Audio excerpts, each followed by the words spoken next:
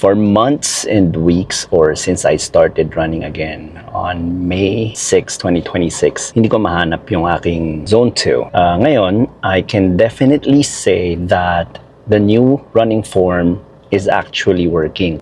Sure, kaya ko nang tumakbo ng mababa heart rate, but at the same time, sobrang baba din ng speed. Kumusta kapatid? Takbuhista ka na ba? Today is Tuesday, June 23, 2026. At ang quest ko for today is 6 kilometer easy. This week, recovery week tayo. At ang mission ko for this week is to run below 135 BPM without actually walking. So, mahalaga sa akin yung takbo na to kasi halos ngayon ko lang siya pwedeng gawin na makatakbo ako below 135 because it's a recovery week. Kaya medyo disappointed ako kahapon dahil lakas ng ulan. So, paano ko gagawin yun? Hindi ko pa alam. At kung mapapansin nyo, dito na ako nagpapalit sa bahay dahil 2 beses ko nung nakakalimutan yung sapatos ko and I don't want that to happen ever again. So, babaguhin ko lang yung setup ko kung saan ako nagsasapatos. Anyway, tara! Tingnan natin kung ano matututunan natin ngayon. By the way, it's Grit J at ako ay isang takbohista.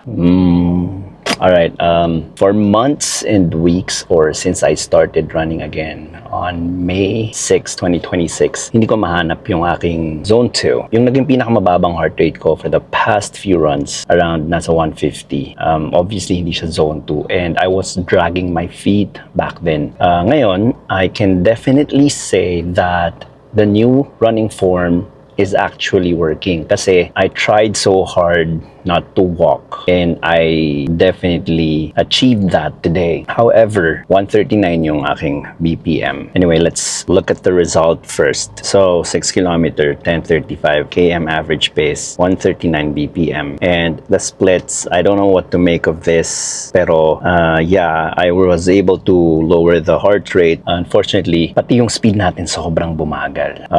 On 17th of June, na-discover ko yung heart rate ko ng 140, diba? Pero yung pace ko is 9:42. Ngayon, 139, pero ang pace ko is 10:35.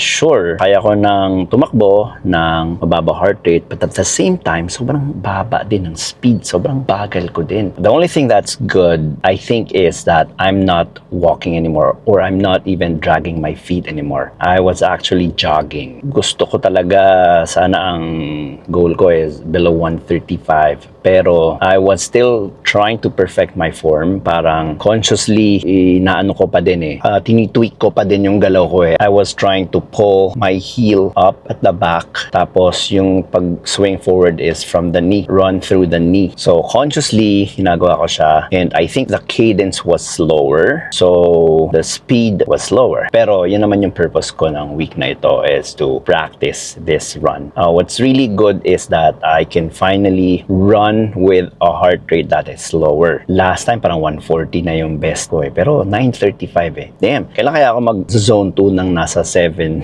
pace? I think that's gonna take a while, like a really long while. Pero what I can say is a win is that wala nang masakit sa paa natin. We're good. Our hip is almost healing. May konting pain pero almost na wala na siya. So it's a good sign. What I'm really hoping is to at least get faster. Hindi ko pa rin talaga alam ang Zone 2. My God. Anyway, hindi tayo susuko. We still have Wednesday to Saturday and we're still gonna run 6 kilometer recovery run. And we're still gonna try to lower the heart rate.